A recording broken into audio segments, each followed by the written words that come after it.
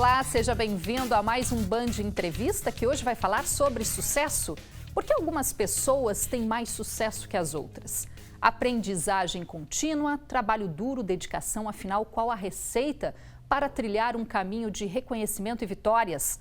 Falhar muitas e muitas vezes na vida, na tentativa de se superar dia após dia, também pode levar ao sucesso? Um vencedor é um perdedor que tentou muitas vezes? Tudo isso tem a ver com mindset, ou seja, a maneira de uma pessoa pensar. Uma poderosa crença que, quando composta de perseverança e resiliência, leva as pessoas ao gosto pelo desafio. E para responder essas e outras perguntas, está aqui conosco a Érica Linhares, especialista em educação corporativa e que também usa a internet para ajudar a transformar o comportamento humano nas empresas. Ao meu lado também está o jornalista Elcio Costa. Érica, muito obrigada pela participação aqui no Band Entrevista e eu acho que a gente pode começar esse bate-papo a partir de uma pergunta. O Brasil hoje vive uma crise de liderança nas empresas? Primeiramente, muito obrigada pela oportunidade. Sim, o Brasil hoje vive uma crise de liderança. A gente tem dentro das empresas 4 gerações e está muito antagônico os pensamentos, né? Então a gente tem as lideranças, que eu falo que é as lideranças do ter, que é praticamente a nossa geração, são pessoas que trabalham para ter algo. Eu quero ter um carro, eu quero ter minha casa própria, eu quero dar educação para os meus filhos, eu quero ter uma pós-graduação, onde a gente sempre foi muito vinculado a cargos, status, dinheiro, bônus, aumento de salário. Então, isso tudo era muito importante para que a gente conseguisse ter aquilo que era o nosso objetivo. Essas pessoas hoje estão liderando pessoas que são as pessoas do ser, que pensam diferente. Elas querem ser importante dentro daquela empresa. E importância no sentido de contribuir. Você vai me escutar? Eu vou agregar? Eu posso entender?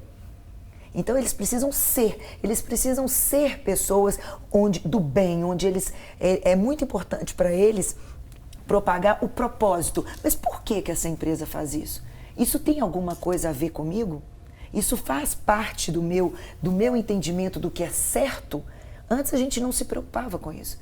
É do tipo, se eu estou na indústria do cigarro, mas eu não gosto de cigarro, não tem problema, eu estou vendendo algo, é o meu trabalho. Hoje em dia não. Eles precisam ser pessoas melhores, eles querem evoluir, então eles defendem a natureza, eles defendem os animais, cada um com o seu propósito. Agora, então, como hoje pegar essas 4 gerações e fazer funcionar? Quer dizer, dentro do mesmo ambiente, fazer todo mundo trabalhar junto e com um propósito. Tá aí o grande segredo. É o estalo? O estalo está no comportamento. Aquilo que as pessoas chamam e a gente chama de soft skills, que é o mindset.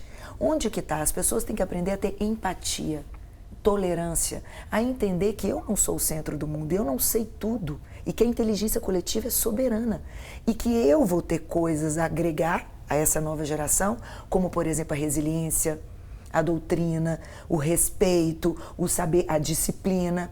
Mas eles têm muito a agregar, como a inovação, o propósito, o engajamento. Então, essa mistura de geração só pode trazer coisa boa, porque você inova, porque você faz coisas diferentes. Então, é muito importante as empresas pararem e começar a pensar uma coisa.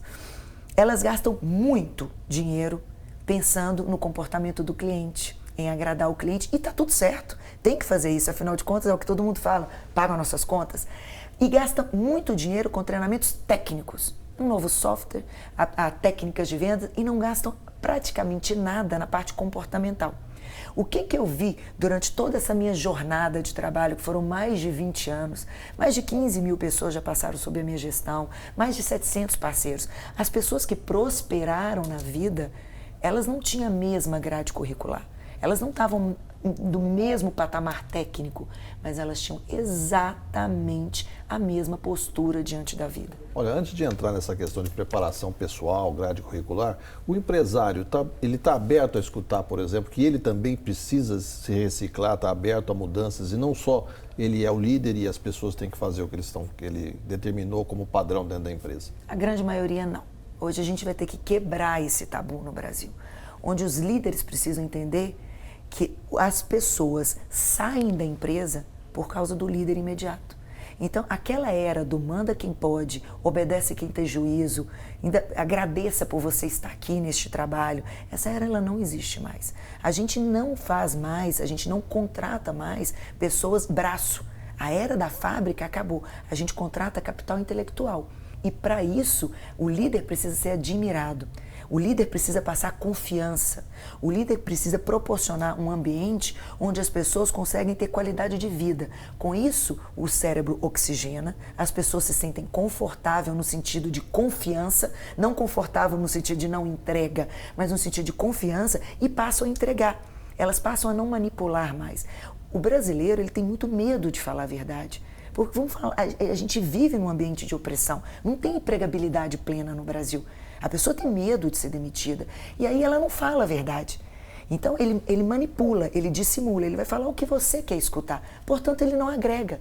E ele também, por um lado, isso é do colaborador. Para o outro, do chefe, ele não aceita escutar. Ele tem dificuldade de escutar. Ele tem dificuldade de entender o seguinte, quando um colaborador fala com você que não concordou, ele não está te enfrentando. É preciso que você escute para você, na pior das hipóteses, convencê-lo, porque uma pessoa que não está convicta não entrega resultado. Então a gente tem que mexer com essas duas pontas. E essa geração líderes que chega no liderados. mercado de trabalho está cada vez mais questionadora, né? É uma geração mais nova, que tem outros valores e ela questiona muito mais. Elas precisam de propósito para trabalhar. É aquilo que eu falei, ele quer participar do meio. Ela não é o seguinte, eu vou te dar um bônus de tanto, eu vou te dar um aumento, olha a projeção de carreira. Ele não sabe nem se ele quer ficar naquela cidade. Ele não quer ter casa, ele não quer ter carro, ele quer andar com aplicativos. Na hora que ele pede uma comida, chega ali e ele quer uma comida simples. Então, hoje em dia, esse conceito está mudando. É muito importante que os líderes entendam que isso dá mais trabalho. Vamos ser sinceros? Com os nossos filhos dá mais trabalho, com os liderados dá mais trabalho. É muito mais simples eu dizer, ordem do chefe. É para você fazer isso. Manda quem pode, obedece quem tem juízo. Isso é a palavrinha mágica, top-down.